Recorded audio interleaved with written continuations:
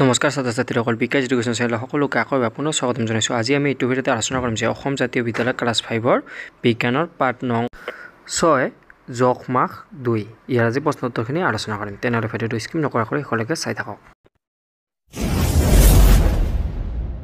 প্ৰথমতে দিয়া আছে যে পাঠ ভিত্তিক ক্ৰিয়াকলাপৰ প্ৰশ্ন উত্তৰখিনি। ইয়াৰে প্ৰথম 1 নম্বৰ প্ৰশ্নটো দিয়া আছে যে MKS পদ্ধতিত তলত দিয়া ৰাশিসমূহৰ একক কি? ইয়াত দিয়া আছে আমাৰ ভৰ, আয়তন, কালি আৰু ঘনত্ব দিয়া আছে। ইয়াৰে আমাৰ শুদ্ধ উত্তৰখিনি হ'ব MKS পদ্ধতিত ভৰৰ হল কিলোগ্ৰাম, আয়তনৰ একক হল ঘন মিটাৰ, কালিৰ একক হল বৰ্গ মিটাৰ, ঘনত্বৰ একক গ্ৰাম, ঘন চেণ্টিমিটাৰ।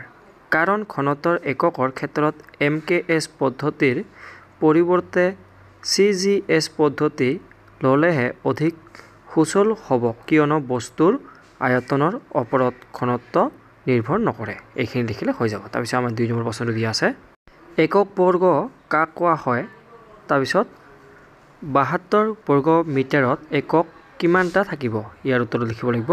উত্তৰটো লিখিম যে 1 বৰ্গ মিটাৰ কালিৰ ক্ষেত্ৰত একক বৰ্গ বোলা হয়। 72টা বৰ্গ মিটাৰত 72টা বৰ্গ একক থাকিব। তাৰপিছত 3 নম্বৰ প্ৰশ্নটো দিয়া আছে যে পাত এটাৰ কালি কেনেকৈ উলিয়াবা বৰ্ণনা কৰা। ইয়াৰ উত্তৰখিনি লিখিলে হ'ল যে এটা গছৰ আকৃতি অনিয়মীয়া, পাতৰ দিশ পুতল ল'ব নোৱাৰি। পাতৰ কালি উলিয়াবলৈ এখন লেখ কাগজ বা গ্ৰাফ পেপাৰ ব্যৱহাৰ কৰিব পাৰি। একোটা বৰ্গক্ষেত্ৰৰ কালি 1 বৰ্গ মিলিমিটাৰ। এনেকুৱা এখন গ্ৰাফ পেপাৰত গছৰ পাত এখিলা পেলাই ইয়াৰ সীমা কাঠ পেঞ্চিলেৰে আঁকি লোৱা হয়। এইখিনি লিখিলে হৈ যাব। তাৰপিছত 4 নম্বৰ প্ৰশ্নটো দিয়া আছে যে লম্ব একক কাক বোলে? 3টা উদাহৰণ দিয়া। ইয়াৰ উত্তৰটো লিখিম যে মৌলিক একক মিটাৰ, কিলোগ্ৰাম আৰু ছেকেণ্ডৰ পৰা পোৱা আন এককবোৰক লম্ব একক বোলে। এইখিনি লিখিলে হৈ যাব। তাৰপিছত 5 নম্বৰ প্ৰশ্নটো দিছে যে এটা কাঠৰ টুকুৰাৰ দিশ 40 চেণ্টিমিটাৰ, পুতল 25 চেণ্টিমিটাৰ আৰু উচ্চতা 10 চেণ্টিমিটাৰ।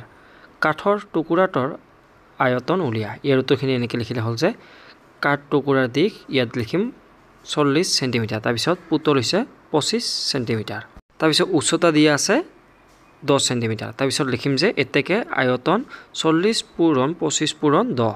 এইটো আমি পূৰণফল কৰিলে যিমানখিনি পাওঁ এইটোৱে এনচাৰটো হ'ব। ইয়াত হ'ব 10,000 ঘন চেণ্টিমিটাৰ এনেকৈ হ'ব।